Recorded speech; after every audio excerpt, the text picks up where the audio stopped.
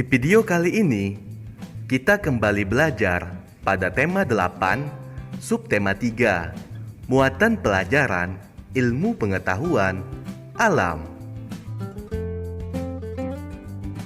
Menjelaskan perbedaan gaya dan gerak. Gaya memiliki hubungan terhadap gerak suatu benda, yaitu sebagai berikut.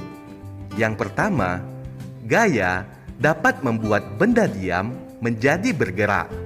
Contohnya, menendang bola ke arah gawang, memindahkan buku ke rak buku, dan mengayuh sepeda. Yang kedua, gaya dapat membuat benda bergerak menjadi lambat atau berhenti. Contohnya, mengerem sepeda yang melaju, menangkap bola, dan menahan gerakan bola dengan kaki. Yang ketiga, gaya dapat mengubah arah gerak benda. Contohnya, mengoper bola yang baru diterima dari teman, pemain bola voli mengembalikan bola ke arah lawan, dan memutar arah mobil yang dikendarai. Yang keempat, gaya dapat mengubah bentuk benda. Contohnya, membuat mainan dari plastisin, memotong kue dengan pisau, dan membuat guci dari tanah liat. Ayo perhatikan gambar berikut. Menurutmu, jenis gaya apa yang digunakan untuk menggerakkan gerobak yang ditumpangi pemain karapan sapi? Berikutnya, apa pengaruh gaya terhadap gerobak tersebut? Ayo ceritakan.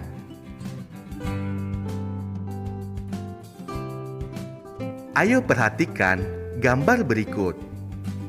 Menurutmu, apa pengaruh gaya terhadap benda yang ditangkap oleh penjaga gawang?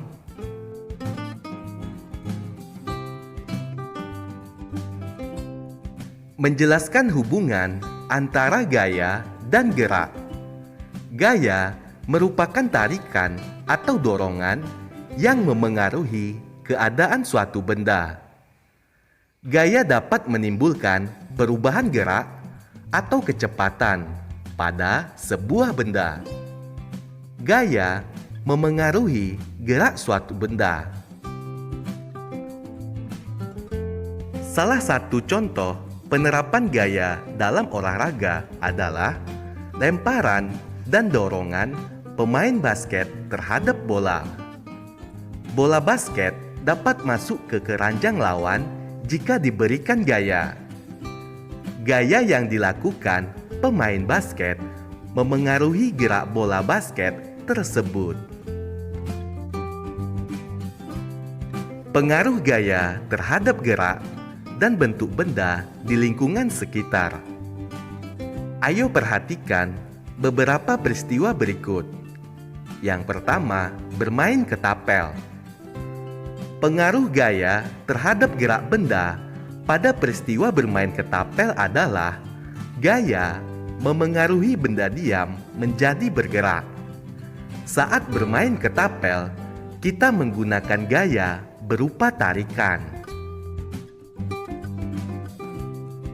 Tarikan pada karet ketapel menyebabkan karet menjadi kencang dan memiliki gaya berupa dorongan. Saat tarikan pada karet dilepaskan, dorongan yang terdapat pada karet dapat membuat kerikil yang semula diam menjadi bergerak atau terlempar jauh. Peristiwa yang kedua adalah menimba air. Pengaruh gaya terhadap gerak benda pada peristiwa menimba air adalah gaya dapat memengaruhi benda diam menjadi bergerak. Saat menimba air, kita dapat menarik tali timba agar ember dapat bergerak ke atas. Tarikan yang kita lakukan pada tali disebut gaya. Tarikan yang kita lakukan pada tali dapat membuat ember yang semula diam menjadi bergerak. Peristiwa yang ketiga yaitu membuat gerabah. Pengaruh gaya terhadap bentuk benda pada peristiwa membuat gerabah adalah gaya dapat memengaruhi perubahan bentuk benda. Saat membuat gerabah, pengrajin melakukan gaya untuk mengubah bentuk tanah liat menjadi gerabah.